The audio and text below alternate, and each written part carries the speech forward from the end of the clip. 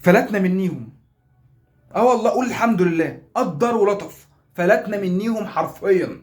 حرفيا يا معلم، شوط اول. انا مش فاهم، انا اقسم بالله عواد دوت ما ينفع حارس عقار، مش حارس مرمى، حارس عقار والله ما ينفع حارس عقار. ايه يا عواد، بتمسك العارضه بدل الكره يا عواد. بتمسك العارضه كره في ايه؟ انا لو انت لو واقف بس وقادر ان انت تاخد بس خطوه، هتمسك الكره عادي جدا. الكره بطيئه جدا، بعيد طبعا عن في اخطاء دفاعيه. الكره من الاول اصلا خالص.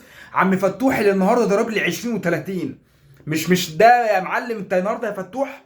لا، في حاجه غلط يا معلم، يخرب بيت البطء، يخرب بيت القرف. لا، النهارده فتوح ضارب 20 30 40 قبل الماتش. بس هو ده يا معلم الايه اللي انت تقدر تستنتجه من اداء فتوح النهارده.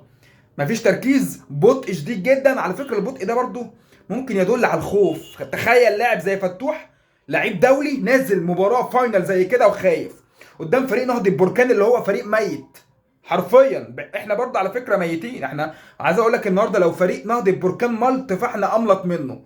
واحد يقول لي ايه املط منهم دي؟ ملط يعني احنا ملط وهم ملط، فرقتين عيانين. بس فريق نهضة البركان معلش يا معلم يعتبر ده اقوى فريق واجهته في البطوله دي. انت ما واجهتش اي حد، فده الاختبار الحقيقي لجوزيه جوميز في البطوله دي. فنيجي قدام نهضة بركان الشوط الاولاني، اقسم بالله لو فريق نهضة بركان داس شويه لنطلع 4-5، وكانت هتبقى النهارده فضيحه كارثيه. ولولا الشوط الثاني البدايه كانت قويه وقدرنا نسجل هدف بعد خطا دفاعي والتمركز، وقدر سيف الجزيري انه يستغل عرضيه من زيزو ويسجل الجون، احنا فريق نهضة بركان كان هيدوس ويسجل الثالث عادي والرابع عادي. لكن الهدف خلى ايه؟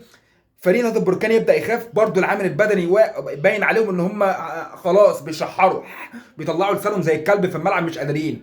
احنا برضو نفس الكلام. ولكن معلش يا معلم، مين نهضة بركان؟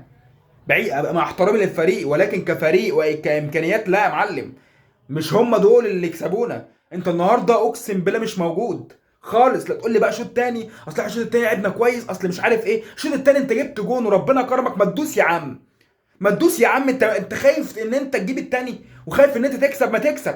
ما الفريق الكبير اللي بيلعب في فاينل زي كده رايح يكسب يا معلم. احنا مش رايحين ان احنا ندافع وقدام فريق نهضة البركان ان احنا رايحين مرعوبين وركابنا بتخبط في بعض. لا، ده انت الزمالك.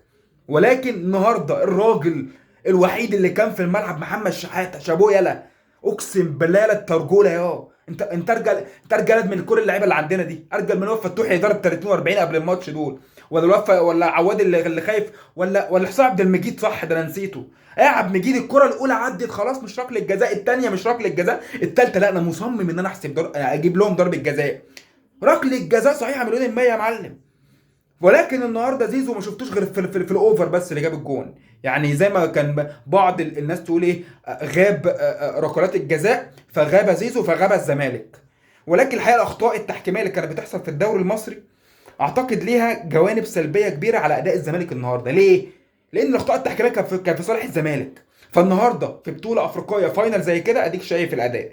كنا بنضحك على نفسنا يا معلم.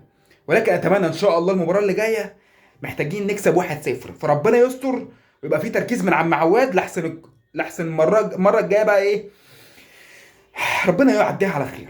سلام.